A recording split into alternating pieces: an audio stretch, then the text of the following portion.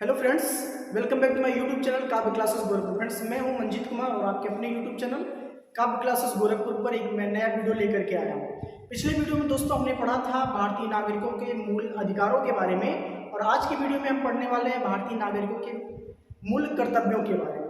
तो मित्रों, मूल अधिकार और मूल कर्तव्यों में कुछ बेसिक अंतर है, तो मैं आज की वीडियो में आपको समझाने की कोशिश करूंगा। वीडियो के अंत तक जरूर बने रहिएगा, कहीं मत जाइएगा, वीडियो बहुत लंबी नहीं होने वाली।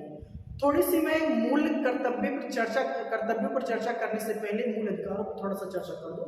मित्रों, मूल अधिकार जो था हमारा, वो भारतीय संविधान के निर्माण के समय से ही भारतीय नागरिकों को प्राप्त हो गया था, जिसका वर्णन संविधान के भाग 3 में किया गया है। लेकिन अगर जो हम यहीं पर मूल कर्तव्यों की बात करें तो मूल कर्तव्य संविधान लागू होने के समय से ही वह मूल कर्तव्य संविधान का हिस्सा नहीं था, बल्कि ये 1976 में भारतीय संविधान में जोड़ा गया। तो हम ये जानेंगे कि भारतीय नागरिकों के मौलिक कर्तव्यों के बारे में। आप देख सकते हैं यहाँ पर हमने लिख रखा है मूल कर्तव्य जो है या फिर मौलिक कर्तव्य जो है भारतीय नागरिकों को कब दिए गए, वो दिया गया 1976 में। मित्रों, कब? 42वां संविधान संशोधन, यानी कि 1976 में भारत के संविधान में 42वां संविधान संशोधन किया जाता है और उसके बाद भारतीय नागरिकों को कुछ मौलिक कर्तव्य दिए जाते हैं। और मौलिक कर्तव्यों का मित्रों जो वर्णन है वह भाग 4 में है और किस अनुच्छेद में है? अनुच्छेद 51A में। मित्रों, ये कंपटीशन की परीक्षा में कई बार प्रश्न पूछे गए हैं मौलिक कर्तव्य और मौलिक अधिकारों के बारे में। तो जो विद्यार्थी इन दोनों में अंतर नहीं समझ पाते हैं तो ये आसान सा प्रश्न अक्सर वो गलत कर बैठते हैं। तो आज की वीडियो देखने के बाद आपको कोई गलती नहीं होगी आपसे। तो वीडियो के अंत तक एक बार मैं फिर से कहना चाहता हूँ कि आप बने रहिएगा। तो मित्रों, ये इसकी जो सिफारिश की थी, ये की थी सरदार सौर सिंह की समिति। इन्होंने कहा कि भारतीय नागरिकों के लिए कुछ मौलिक कर्तव्य होने चाहिए। और मौलिक कर्तव्य से एक प्रश्न और मित्रों बनता है कि ये मौलिक कर्तव्यों की जो बात ली गई है भारतीय संविधान में, किस देश के संविधान से लिया गया है? तो मित्रों, हम इसको सोवियत संघ के संविधान से भारतीय संविधान में ली है, या फिर रूस कह सकते हैं। तो यह रूस के संविधान से लिया गया है। तो हम जानते हैं कि भारतीय नागरिकों के कितने मौलिक कर्तव्य हैं। एक बात मैं और आपसे कंफर्म कर दूं कि जब 1976 में मूल कर्तव्यों को भारतीय संविधान के द्वारा स्वीकार किया गया था, तो उस समय मूल कर्तव्यों की जो संख्या थी मित्रों 10 थी। मूल कर्तव्यों की संख्या 10 थी। लेकिन मौजूदा समय में हम कहें कि भारतीय नागरिकों के पास कितने मौलिक कर्तव्य हैं, तो वर्तमान समय में 11 मौलिक कर्तव्य हैं। वो कौन कौन से हैं? आइए क्रमानुसार मैं आपको बताने की कोशिश करता हूँ। मित्रों, देखिए हमने 1 नंबर पर लिख रखा है कि जो भी भारत के नागरिक होंगे वो क्या करेंगे? संविधान का पालन करें और उनके आदर्शों, संस्थाओं, राष्ट्रीय ध्वज, राष्ट्रीय गान का आदर करें। सभी लोगों को ये करना होगा, ये भारत के प्रत्येक नागरिक का कर्तव्य है।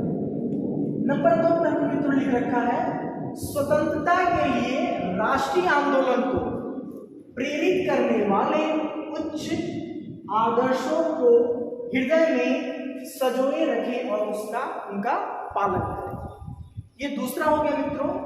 तीसरे नंबर पर आता है भारतीय नागरिकों के मौलिक कर्तव्य, वो आता है भारत की संप्रभुता और अखंडता की रक्षा करें तथा उससे अछूत रखें।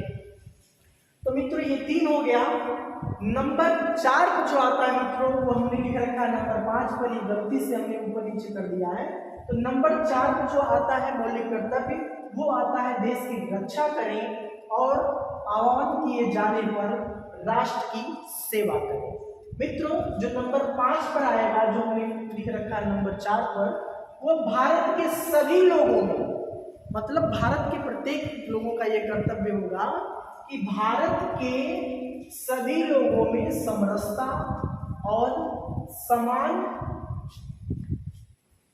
भातृत्व की भावना का निर्माण करें, जो धर्म, भाषा और देश या वर्ग आधारित सभी प्रकार के भेदभाव से परे हो, यानी कि भारत के प्रत्येक नागरिक का ऐसा कर्तव्य होगा कि समान रूप से भ्रातृत्व भाईचारे का विकास करें, जाति वर्ग धर्म भाषा के आधार पर कोई ऐसा काम ना करे जिससे राष्ट्र को क्षति पहुंचे।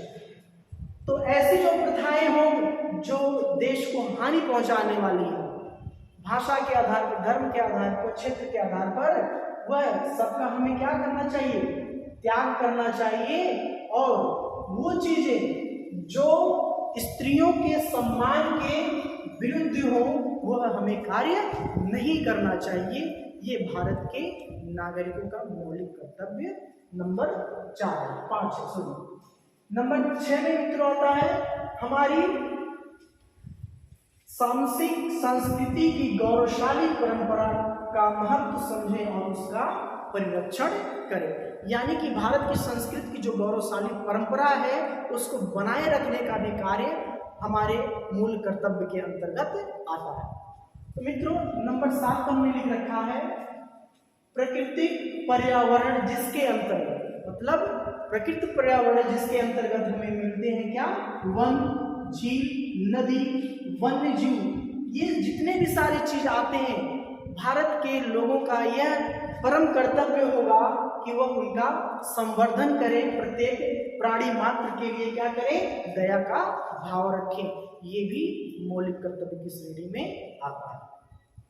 नंबर 8 में मित्रों वैज्ञानिक दृष्टिकोण से मानववाद और ज्ञानार्जन तथा सुधार की भावना का विकास करें। वैज्ञानिक दृष्टिकोण से मित्रों, बाबाओं के दृष्टिकोण से नहीं, यहाँ पर वैज्ञानिक दृष्टिकोण की बात हमारा संविधान भी कह रहा है। मौलिक कर्तव्य में इस बात का उल्लेख है। हमारे यहाँ वैज्ञानिक तो कम लेकिन बाबा ज्यादा पैदा होते हैं, ये बात किसी से छूटी नहीं है। मित्रों नंबर 9 पे कह रहा है सार्वजनिक संपत्ति को सुरक्षित रखें और हिंसा से दूर रहें। मौलिक कर्तव्य हमारा ये भी है मित्रों कि हमें क्या करना चाहिए, सार्वजनिक संपत्ति की रक्षा करनी चाहिए और हमें हिंसा से दूर रहना चाहिए। अक्सर देखा जाता है कि पॉलिटिकल प्रेशर में आकर के बहुत सारे नौजवान क्या करते हैं, हिंसा कर बैठते हैं, लेकिन मौलिक कर्तव्य के अंतर्गत हमारा संविधान इस बात की इजाजत नहीं देता है। किसी लड़ाई झगड़े से दूर रहने, फंसने की इजाजत नहीं देता है, उनसे दूर रहने की ही बात करता है।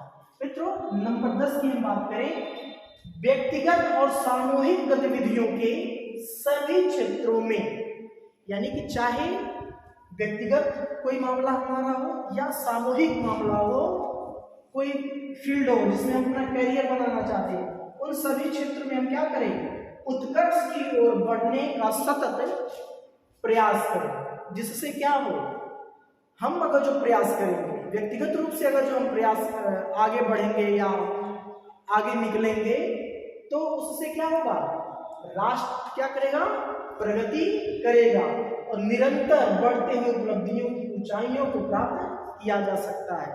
चाहे व्यक्तिगत तौर पर हम तरक्की करें या सामूहिक रूप में तरक्की करें, उसमें भला राष्ट्र का होना है। तो ऐसा मूल कर्तव्य में इसका उल्लेख भी किया गया है 10 पे।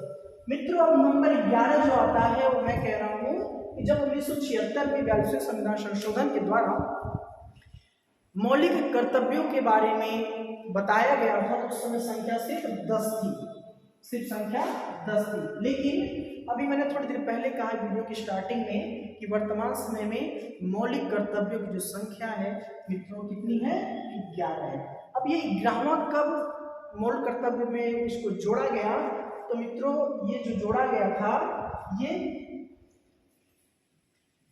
86वें संविधान संशोधन में कब हुआ था मित्रों, ये हुआ था 2002। 86वां संविधान संशोधन 2002 में 11वां मूल कर्तव्य जोड़ा गया। और 11वां मूल कर्तव्य क्या है, वो कह रहा है कि 6 से 14 वर्ष तक के बच्चों को शिक्षा का अवसर प्रदान करना। यानी कि ये भी कर्तव्य होगा कि प्रत्येक जो माता पिता हैं वह अपने बच्चों को, और जो सरकार है वह 6 से 14 साल तक के बच्चों को निःशुल्क शिक्षा देने का अवसर प्रदान करेगी। तो मित्रों, आशा करता हूँ कि ये मेरा आज का वीडियो समझ में आया होगा, वीडियो अच्छी लगी हो मित्रों तो जरूर शेयर करिएगा, लाइक करिएगा तथा चैनल पर नए हैं तो सब्सक्राइब भी करिएगा। मिलते हैं अगले वीडियो में, तब तक के लिए जय हिंद।